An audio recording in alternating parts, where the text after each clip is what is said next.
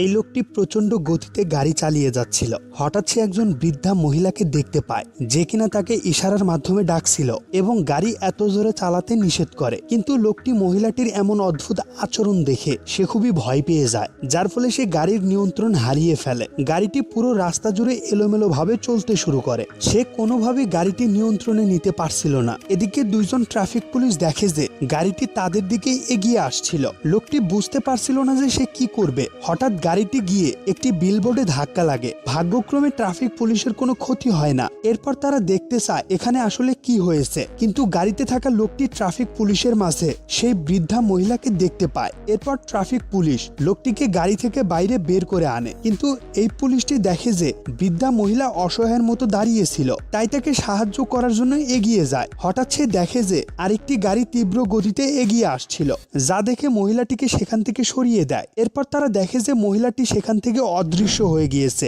আসলে এই বৃদ্ধা মহিলাটি কি করতে যাচ্ছে